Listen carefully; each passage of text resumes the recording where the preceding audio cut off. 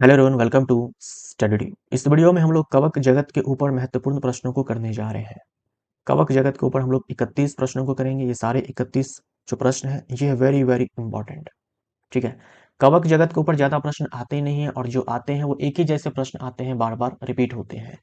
फिर भी हम लोग 31 प्रश्नों को करेंगे और इस पूरे टॉपिक को हम लोग बहुत ही अच्छे से कवर कर लेंगे। कवक जगत के ऊपर अगर प्रश्न आएगा तो आपसे बन जाएगा इन प्रश्नों को करने के बाद। अगर आप वीडियो का पीडीएफ डाउनलोड करना चाहते हैं तो हमारे ऐप पर जाइए। देख लो, ये ऐप है स्टडी ड्यू एजुकेशन। इसको डाउनलोड करना, साइन इन करना, कुछ ऐसा इंटरफेस आपको दिखेगा। उसके बाद यहाँ पर जाना, फ्री मटेरियल नाम का एक ऑप्शन मिलेगा, उस पर क्लिक करना। मिशन रेलवे नाम से एक फोल्डर मिलेगा, वहाँ पर आपको पीडीएफ मिल जाएगा किंगडम फंजाई करके। 2 पीडीएफ मिलेगा, एक पीडीएफ में केवल प्रश्न होंगे, A4 साइज में मिलेगा वो, और दूसरा स्लाइड्स के पीडीएफ होंगे, यानी जो मैं अभी आपको पढ़ाऊंगा उसका पीडीएफ होगा। तो 2 पीडीएफ आपको मिलेंगे आज के इस टॉपिक के ऊपर। तो ऐप का जो लिंक है वो वीडियो के डिस्क्रिप्शन बॉक्स में आपको मिल जाएगा। आप ऐप को डाउनलोड करके पीडीएफ को प्राप्त कर सकते हो। तो पहला प्रश्न है, कवक के अध्ययन को क्या कहते हैं। देखिए, एग्जाम में प्रश्न आता है कवक के अध्ययन को क्या कहते हैं। कवक के अध्ययन को हम लोग कहते हैं माइकोलॉजी। तो माइकोलॉजी जो है हमारा राइट आंसर हो जाएगा। माइकोलॉजी हमारा राइट आंसर है। अच्छा, फाइकोलॉजी जो है ये शैवालों के अध्ययन को हम लोग फाइकोलॉजी कहते हैं। शैवालों के अध्ययन को हम लोग फाइकोलॉजी कहते हैं। साइकोलॉजी के अंदर क्या अध्ययन किया जाता है? ह्यूमन माइंड एंड बिहेवियर का अध्ययन किया जाता है ना। तो माइंड प्लस बिहेवियर आप लिख सकते हो, बिहेवियर। वायरोलॉजी के अंदर वायरस के बारे में स्टडी किया जाता है। तो हमारा आंसर यहाँ पर क्या हो जाएगा? बी हो जाएगा। कवक की कोशिका भित्ति किससे बनी होती है? एग्जाम में बहुत आता है। कवक की कोशिका भित्ति किससे बनी होती है? कवक की जो कोशिका भित्ति है ये बनी होती है काइटिन से। काइटिन से बनी होती है कवक की कोशिका भित्ति। अच्छा, जो आपके शैवाल होते हैं, जो आपके प्लांट्स होते हैं, इनकी कोशिका भित्ति बनी होती है सेलुलोज से। इनकी कोशिका भित्ति बनी होती है सेलुलोज से। और ये जो काइटिन है और ये जो सेलुलोज है, ये दोनों ही आपके कार्बोहाइड्रेट्स हैं। ये दोनों ही आपके कार्बोहाइड्रेट्स हैं, पॉलीसेकेराइड्स हैं, ये कार्बोहाइड्रेट्स हैं। ये जो सुबेरीन है और ये जो क्यूटीन है, सुबेरीन एंड क्यूटीन, ये दोनों ही आपके लिपिड्स हैं। ये दोनों ही आपके वैक्स हैं, वैक्स लिपिड्स होते हैं, ये वैक्स हैं। और इन दोनों की खास बात ये है कि ये दोनों ही जो पदार्थ हैं अपने से होकर के वाटर को क्रॉस नहीं करने देते हैं। अपने से होकर के वाटर को क्रॉस नहीं करने देते हैं। तो हम यहाँ पर लिख सकते हैं impervious, impervious to water.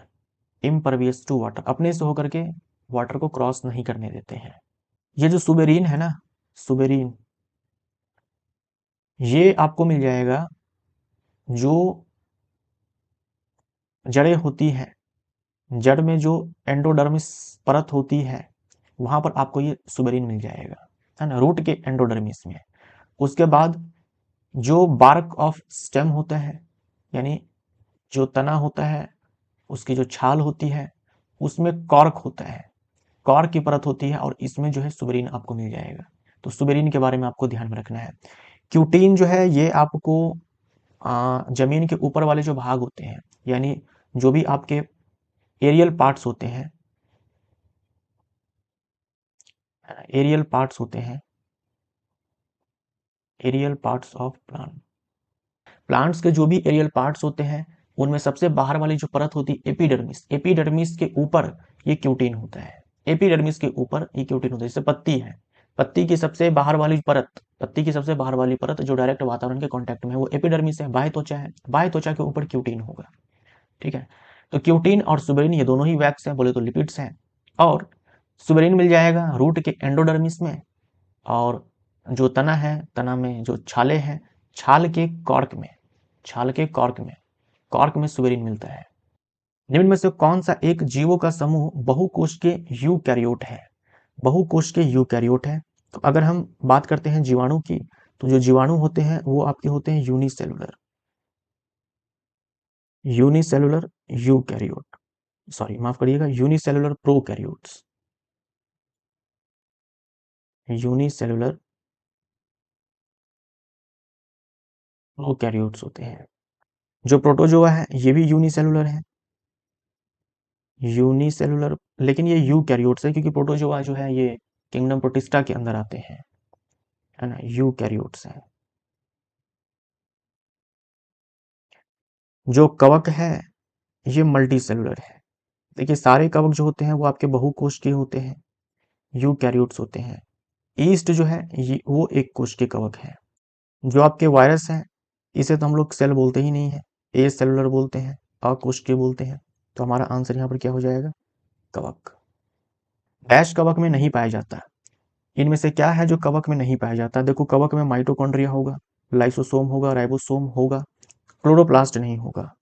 Chloroplast ये उनमें पाया जाता है जो आपके होते हैं फोटोसिंथेटिक, जो आपके होते हैं ऑटोट्रॉफ्स, है ना, जो आपके ऑटोट्रॉफ्स होते हैं सपोषी होते हैं, या फिर बोल दो जो होते हैं आपके फोटोसिंथेटिक, जो फोटोसिंथेटिक होते हैं ऑटोट्रॉफ्स में, उनके पास ये क्लोरोप्लास्ट मिलेगा।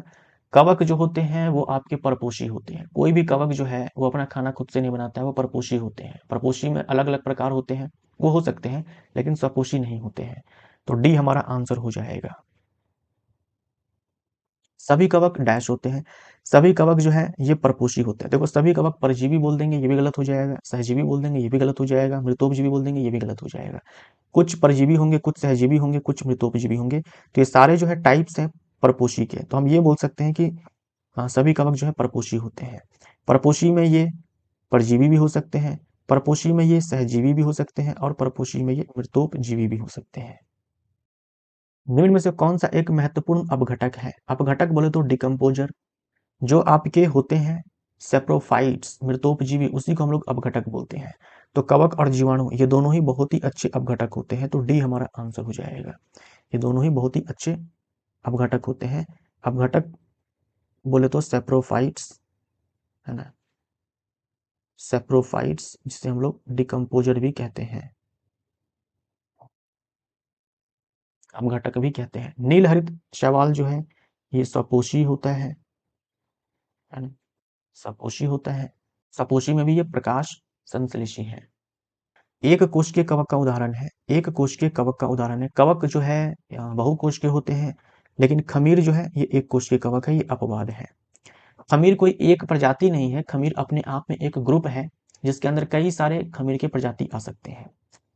जो राइजोपस है ना इसे ब्रेड मोल्ड कहा जाता है ना, ब्रेड मोल्ड कहा जाता है, ब्रेड मोल्ड कहा जाता है। पेनिसिलियम को ब्लू मोल्ड कहा जाता है, ब्लू मोल्ड कहा जाता है। हमारा आंसर यहाँ पर बी हो जाएगा। निम्न में से कौन सा एक कवक द्वारा बीमारी नहीं है? कवक द्वारा बीमारी नहीं है। गेहूं का कीट रोग, गेहूं का कीट रोग ये के कवक के कारण होता है। गन्ने का लाल सड़न रोग कवक के कारण होता है। धान का खैरा रोग, ये हमारा आंसर हो जाएगा। धान का खैरा रोग जो है ये प्लांट में जिंक के कमी के कारण होता है, जिंक के कमी के कारण होता है, जिंक के कमी के कारण होता है, जिंक के डेफिशिएंसी के कारण होता है। सरसों का सफेद कीट रोग ये भी कवक के कारण होता है। आंसर हमारा सी हो जाएगा। गोबर पर उगने वाले कवक को क्या कहते हैं? गोबर पर उगने वाले कवक को हम लोग कोप्रोफिलस कहते हैं, कोप्रोफिलस कहते हैं। देखिए जो बाल होते हैं, जो नाखून होते हैं, इनमें ना जो प्रोटीन प्रेजेंट होता है वो होता है केराटिन, केराटिन प्रोटीन होता है। इसीलिए जो कवक बालों पे ग्रो करते हैं, नाखून पे ग्रो करते हैं, उसे हम लोग केराटिनोफिलस कहते हैं, केराटिनोफिलस कहते हैं, क्योंकि इनमें केराटिन प्रोटीन होता है। पेड़ के छाल पर जो कवक ग्रो करते हैं, पेड़ के छाल पर, बार्क ऑफ ट्री, पेड़ के छाल पर जो कवक ग्रो करते हैं उसे हम लोग कॉर्टिकोलस बोलते हैं। और जो मिट्टियों पे ग्रो करते हैं जो कवक, उसे हम लोग टेरिकोलस कहते हैं। हमारा आंसर बी हो जाएगा। कवक में भोजन डैश के रूप में संचित होता है, वेरी वेरी इंपॉर्टेंट। कवक में भोजन डैश के रूप में संचित होता है। देखिए अगर पादप है, प्लांट है, तो प्लांट में जो भोजन है वो संचित होता है स्टार्च के फॉर्म में, ठीक है। जो कवक है उसमें भोजन होता है ग्लाइकोजन के रूप में। और सिर्फ कवक में ही नहीं, हम एनिमल में भी जो भोजन संचित होता है वो ग्लाइकोजन के रूप में होता है। आंसर हमारा डी हो जाएगा। ये जो ग्लाइकोजन है ना इसे एनिमल स्टार्च भी कहा जाता है, जंतु स्टार्च कहा जाता है, एनिमल स्टार्च कहा जाता है, जंतु स्टार्च कहा जाता है। ग्लूकोज का फॉर्मूला आपके लिए इंपॉर्टेंट है, C6H12O6। घरों में जो हम लोग चीनी खाते हैं उसे हम लोग सुक्रोज कहते हैं, इसका फॉर्मूला होता है C12H22O11। निम्न में से कौन मनुष्यों में एक कवक जनित रोग नहीं है? कवक जनित रोग नहीं है। देखिए क्षय रोग हमारा आंसर हो जाएगा। क्षय रोग यानी कि ट्यूबरकुलोसिस यानी कि टीबी। ये होता है माइकोबैक्टीरियम ट्यूबरकुलोसिस के कारण, यानी कि ये होता है बैक्टीरिया के कारण, है ना, बैक्टीरिया के कारण। ये होता है बैक्टीरिया के कारण। दाद जो है कवक जनित बीमारी है। एस्परजिलोसिस कवक जनित बीमारी है। एथलीट फुट ये सारे जो है कवक जनित बीमारी है, कवक जनित रोग है। हमारा आंसर ए हो जाएगा, दाद यानी कि रिंगवॉर्म। निम्न में से कौन मानवों में एक कवक जनित त्वचा की बीमारी है? कवक जनित त्वचा की बीमारी है, यह है दाद। दाद आप सब जानते होंगे, रिंगवॉर्म, स्किन पे जो है इन्फेक्शन होता है, तो ये बी हमारा आंसर हो जाएगा। देखिए मेनिंजाइटिस जो है, ये जो बीमारी है ये बैक्टीरिया के कारण भी हो सकती है। ये जो है ये वायरस के कारण भी हो सकती है, और ये जो है कवक के कारण भी बीमारी हो सकती है। ठीक है। और मेनिंजाइटिस में जो ब्रेन है, जो मस्तिष्क है, ये प्रभावित होता है। जो स्पाइनल कॉर्ड है, जो स्पाइनल कॉर्ड है ये प्रभावित होता है। स्पाइनल कॉर्ड और ब्रेन दोनों कवर करने वाली जो परत होती है उसे हम लोग मेनिंजेज कहते हैं, वो जो है प्रभावित होता है। इसलिए हम बोल सकते हैं कि ब्रेन और स्पाइनल कॉर्ड जो है इसमें अफेक्ट होते हैं।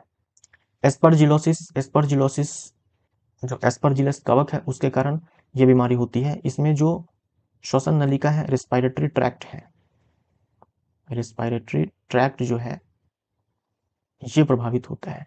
मोनीलियसिस, मोनीलियसिस को ना, मोनीलियसिस को मोनीलियसिस जो है ये ईस्ट के कारण होता है, ईस्ट के कारण होता है। और जो ईस्ट है, ईस्ट जो है अपने आप में एक ग्रुप है जिसके अंदर कई सारे वंश आते हैं, उस वंश में कई सारी प्रजातियां आती है।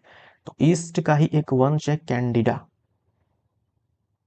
कैंडिडा, इसके कारण जो है ये बीमारी होती है। तो इसे हम लोग ईस्ट इन्फेक्शन या फिर कैंडिडा इन्फेक्शन भी कहते हैं, कैंडिडा इन्फेक्शन भी कहते हैं। इसे हम लोग कैंडिडियासिस भी कहते हैं, कैंडिडियासिस भी कहते हैं। और इसमें बहुत सारी चीजें हैं जो प्रभावित होते हैं, बहुत सारी चीजें हैं इसमें जो है। माउथ, है ना, थ्रोट, गला प्रभावित हो सकता है। इसमें जो है वेजाइना फीमेल के अंदर वो इफेक्ट हो सकता है। और इसमें जो है स्किन है, बहुत सारी चीजें हैं, स्किन है, म्यूकस मेम्ब्रेन है, ये सारे जो है प्रभावित हो सकते हैं। जब कवक मृत कार्बनिक पदार्थ से पोषण प्राप्त करते हैं तब उसे डैश कहा जाता है, उसे मृतोपजीवी कहा जाता है। हम लोग ऑलरेडी बात कर चुके हैं मृतोपजीवी में क्या होता है, कि भोजन का पाचन जो है वो बॉडी के बाहर होता है। जटिल कार्बनिक पदार्थ को सरल कार्बनिक पदार्थ में तोड़ दिया जाता है बॉडी के बाहर, उसके बाद उसको अवशोषित किया जाता है मृतोपजीवी में। मृतोपजीवी बोले तो अपघटक, अपघटक। दुनिया की पहली एंटीबायोटिक है, दुनिया की पहली एंटीबायोटिक है पेनिसिलिन, ये हमारा आंसर हो जाएगा। ये सारे ही जो है आपके एंटीबायोटिक्स हैं, ये सारे ही एंटीबायोटिक्स हैं, बट दुनिया की पहली एंटीबायोटिक ए है। और ये प्राप्त हुआ था कवक से, पेनिसिलियम, पेनिसिलियम कवक से ये प्राप्त हुआ था।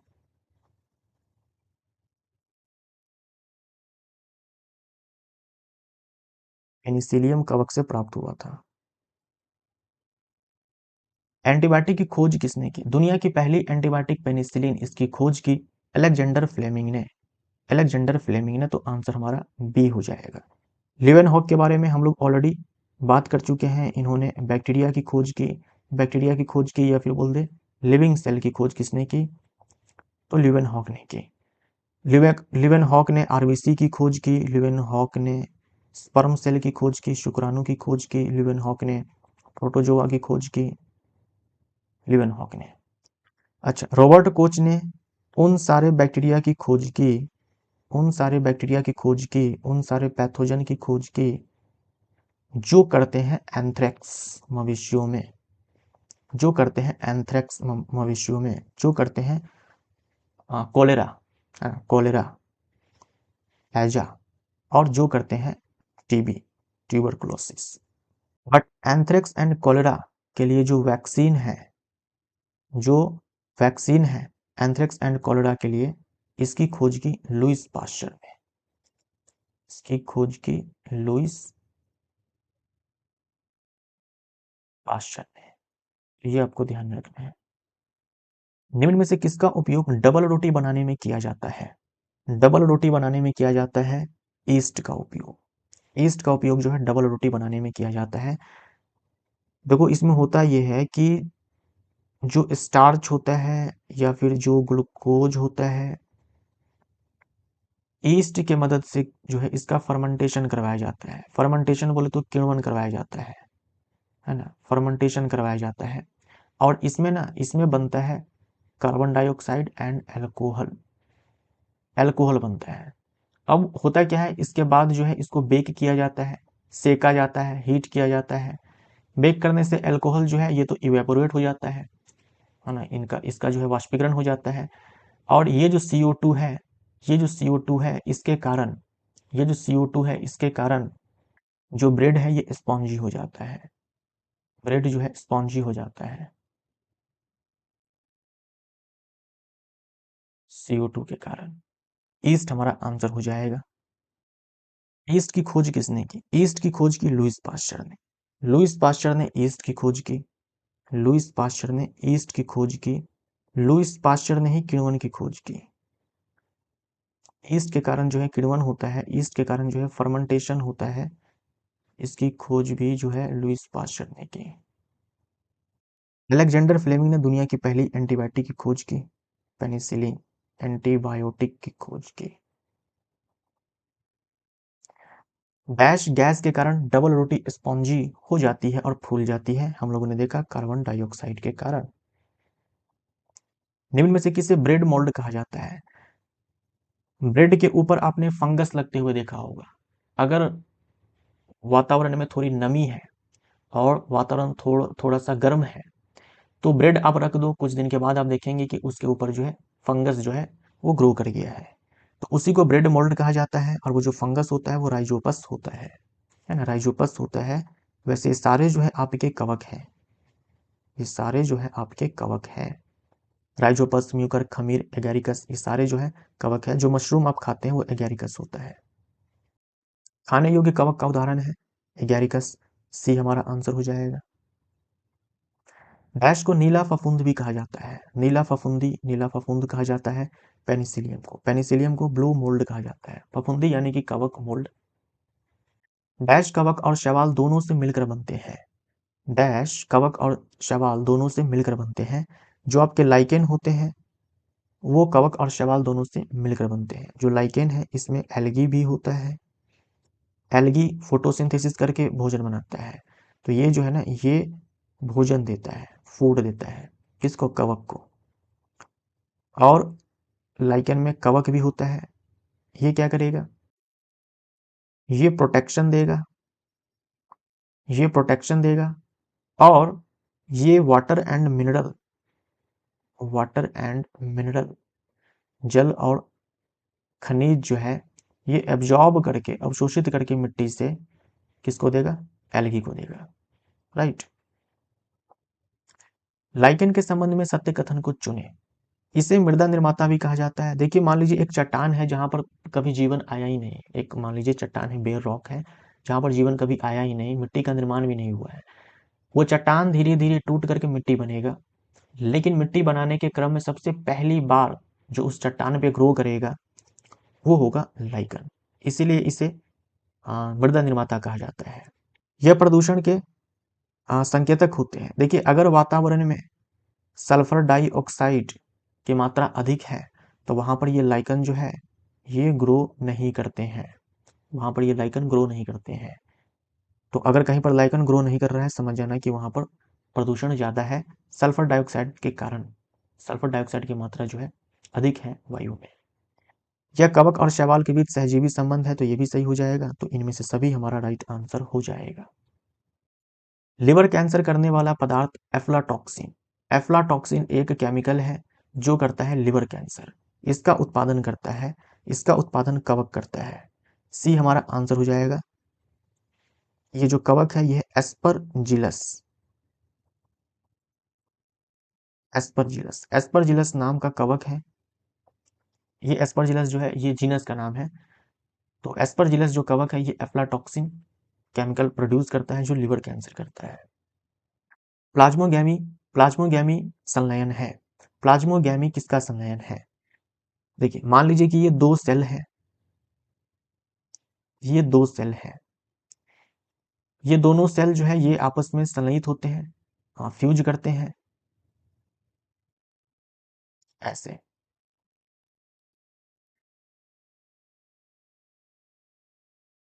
ये साइटोप्लाज्म है, ये साइटोप्लाज्म है, और ये न्यूक्लियस है। देखो ये दोनों ही सेल आपस में फ्यूज कर गए हैं, बट इनका न्यूक्लियस फ्यूज नहीं किया है, केवल सेल साइटोप्लाज्म फ्यूज किया है। तो इसे ना प्लाज्मोगैमी कहा जाता है, प्लाज्मोगैमी कहा जाता है।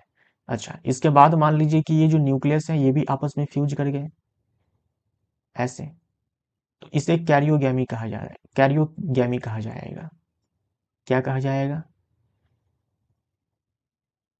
कैरियोगैमी कहा जाएगा। कैरियो का मतलब न्यूक्लियस होता है, प्लाज्मा का मतलब प्लाज्मा का मतलब यहाँ पर प्रोटोप्लाज्म है।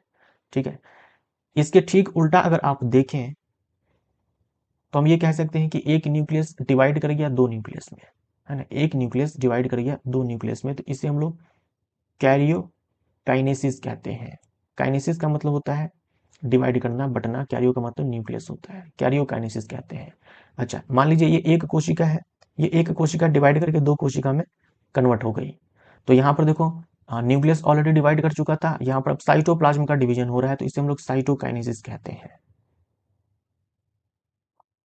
काइनेसिस का मतलब होता है डिवीजन, साइटो का मतलब साइटोप्लाज्म, गैमी का मतलब होता है फ्यूज होना, है ना, फ्यूज होना, संलयित होना। प्लाज्मा का मतलब प्रोटोप्लाज्म। कैरियोगैमी, गैमी का मतलब फ्यूज होना, कैरियो का मतलब न्यूक्लियस, न्यूक्लियस का फ्यूज होना। काइनेसिस का मतलब डिवाइड करना, कैरियो का मतलब न्यूक्लियस, न्यूक्लियस का डिवीजन। साइटोकाइनेसिस, काइनेसिस का मतलब डिवाइड करना, साइटो का मतलब साइटोप्लाज्म। ऐसे आप ध्यान में रख सकते हो। यहाँ पर आंसर हमारा बी हो जाएगा। कवक के धागे नुमा संरचना को कहा जाता है। कवक के धागे नुमा संरचना को कहा जाता है, जैसे मान लीजिए कि आपके पास ये ब्रेड, एक ब्रेड था, ठीक ना, ये आपके पास एक ब्रेड था, आपने छोड़ दिया एक ऐसे स्थान पर। अब जो कवक के स्पोर होते हैं, जो कवक के स्पोर होते हैं, स्पोर ये एक कोश की संरचना होती है, ये कवक का स्पोर है। ये स्पोर ना हवा में प्रेजेंट है, वायु में प्रेजेंट है, हर जगह प्रेजेंट है। आपके आसपास जो भी चीजें हैं हर जगह ये स्पोर पड़े हुए हैं, ये स्पोर जो है पड़े हुए हैं। तो ऐसे ही अगर ब्रेड को आप छोड़ देते हैं तो क्या होता है कि इसके ऊपर कुछ स्पोर्स आकर के गिर जाते हैं वायु से, ये स्पोर्स आकर के ऐसे गिर जाते हैं। अब अगर वातावरण में मान लीजिए कि थोड़ा सा नमी है, मॉइस्चर है ना, मॉइस्चर है वातावरण में, वातावरण थोड़ा नर्म है, गर्म है ना, वातावरण में नमी है, थोड़ी गर्मी है, तो ये सबसे बढ़िया कंडीशन होता है कवक को ग्रो करने के लिए। वातावरण में थोड़ी नमी हो और वातावरण थोड़ा सा गर्म हो, तो यही स्पोर जो है ना ये आगे चल करके ऐसे फिलामेंट बना लेते हैं, है ना, फिलामेंट बना लेते हैं, धागे जैसी संरचना होती है।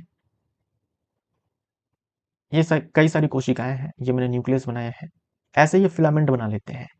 इसे हाइफी कहा जाता है, इसे हाइफी कहा जाता है। फिर यही हाइफी जो है, इसी हाइफी से फिर क्या होगा कि बहुत सारे जो है आपके हाइफी बनेंगे, उनका पूरा एक नेटवर्क ही बन जाएगा, उनका पूरा नेटवर्क ही बन जाएगा, ऐसे पूरा नेटवर्क ही बन जाएगा। इस हाइफी का जो है पूरा नेटवर्क बन जाएगा। इसे ना माइसीलियम कहा जाता है, इसे माइसीलियम कहा जाता है। तो स्पोर से हाइफी बना, हाइफी से बहुत सारे हाइफी के जाल बन गए, उसे हम लोगों ने माइसीलियम कह दिया। इसे कवक जाल कहा जाता है। तो हमारा आंसर यहाँ पर बी हो जाएगा। धागे नुमा संरचना को हम लोग क्या बोलते हैं? हाइफी कहते हैं। बहुत सारे हाइफी मिलकर फिर क्या बनाएंगे? माइसीलियम बनाएंगे। तो ये माइसीलियम जब बन जाता है तो ब्रेड के ऊपर आपको ब्लैक ब्लैक दिखता है, ठीक है, ब्रेड के ऊपर जो है ब्लैक ब्लैक दिखता है। तो आपको समझ में आ जाता है कि हाँ इस पे कवक लग चुका है। निम्न में से कौन सा एक सहजीवी संबंध का उदाहरण है? देखिए लाइकन जो है सहजीवी संबंध का उदाहरण है, और जो लाइकन है इसमें आपके होते हैं कवक। अच्छा, जो माइकोराइजा है इसमें भी कवक होगा, लेकिन यहाँ पर कवक के साथ जो है शैवाल आते हैं, और यहाँ पर कवक के साथ जो है आते हैं आपके roots of higher plants, roots of higher plants, roots of higher plants, higher plants बोले तो जो होते हैं आपके जिम्नोस्पर्म, जो होते हैं एंजियोस्पर्म। ठीक है, तो आंसर हमारा डी हो जाएगा। कवक हो सकते हैं, कवक आपके सहजीवी हो सकते हैं, मृतोपजीवी हो सकते हैं, परजीवी हो सकते हैं, भाई इनमें से सभी हो सकते हैं। आनुवांशिक प्रयोग में डैश कवक का उपयोग किया जाता है, न्यूरोस्पोरा, आप याद रखेंगे न्यूरोस्पोरा का इस्तेमाल जो है ये किया जाता है आनुवांशिक प्रयोग में। ये जो म्यूकर है ना, इसे पिन मोल्ड भी कहा जाता है ना, इसे जो है पिन मोल्ड भी कहा जाता है, सड़े हुए टमाटर के ऊपर ये ग्रो करता है म्यूकर। कवक तंतु के जाल को डैश कहते हैं, कवक तंतु के जाल को यानी वही हाइफी, हाइफी के जाल को हम लोग क्या कहते हैं, माइसीलियम कहते हैं। तो बी हमारा आंसर हो जाएगा। कवक के नर जनन अंग को क्या कहते हैं, कवक के नर जनन अंग को कहते हैं, नर जनन अंग है ना, एंथ्रीडियम कहते हैं। तो ए हमारा आंसर हो जाएगा। जो एंथ्रीडियम है और जो ओगोनियम है, जो ओगोनियम है ये मादा जनन अंग है, और ये दोनों ही आपके एल्गी के अंदर कहे जाते हैं, एल्गी एंड फंजाई, यानी कि शैवाल और कवक के अंदर कहे जाते हैं। यानी शैवाल और कवक के अंदर जो नर जनन अंग है उसे हम लोग एंथ्रीडियम कहते हैं, जो मादा जनन अंग है उसे हम लोग ooगोनियम कहते हैं। ये जो आर्कीगोनियम है ये फीमेल सेक्स ऑर्गन है ना, फीमेल फीमेल सेक्स ऑर्गन है, फीमेल सेक्स ऑर्गन है। किसके अंदर, याद रखिएगा ये इंपॉर्टेंट है, ब्रायोफाइट्स के अंदर, ब्रायोफाइट्स के अंदर, टेरिडोफाइट्स के अंदर और जिम्नोस्पर्म के अंदर। आपसे पूछा जाएगा ब्रायोफाइट्स में फीमेल सेक्स ऑर्गन को क्या कहते हैं, या फिर टेरिडोफाइट्स में या फिर जिम्नोस्पर्म में फीमेल सेक्स ऑर्गन को क्या कहते हैं, मादा जनन अंग को क्या कहते हैं, तो आर्कीगोनियम कहते हैं। ये आप ध्यान में रखिएगा। कवक है, कवक सपोषी तो नहीं है, रसायन संश्लेषी भी नहीं है, प्रकाश संश्लेषी भी नहीं है। ये जो सपोषी है इसी का एक टाइप है रसायन संश्लेषी, या फिर रसायन सपोषी, और इसी का एक दूसरा टाइप है प्रकाश संश्लेषी। बट इनमें से कोई नहीं है कवक। कवक जो है विश्वव्यापी होते हैं। इसका मतलब ये हुआ कि कवक हर जगह पाए जाते हैं, कवक हर जगह पाए जाते हैं, लेकिन कवक ग्रो वहां पर आसानी से करते हैं जहां पर वातावरण में नमी होती है और वातावरण थोड़ा सा गर्म होता है। ठीक है, ग्रो करने के लिए कौन से कंडीशन चाहिए कवक को, नमी चाहिए और वातावरण थोड़ा सा गर्म होना चाहिए, वातावरण में नमी होनी चाहिए और वातावरण थोड़ा गर्म होना चाहिए। बट जो स्पोर्स हैं, जो बीजाणु है, स्पोर्स जो हम लोगों ने देखा थोड़ी देर पहले कि स्पोर्स से हाइफी, हाइफी से माइसेलियम बनता है, वो स्पोर्स जो है वातावरण में हर जगह उपस्थित है, तो ये विश्वव्यापी होते हैं। इसके साथ ही हमारा ये जो कवक जगत है ये हमारा कंप्लीट होता है। इसके बाद हम लोग देखेंगे प्लांट किंगडम को, है ना, प्लांट किंगडम के ऊपर हम लोग प्रश्नों को करेंगे, प्लांट किंगडम के ऊपर हम लोग प्रश्नों को करेंगे। तो मिलते हैं अगले वाले वीडियो में प्लांट किंगडम के अंदर। Thank you so much.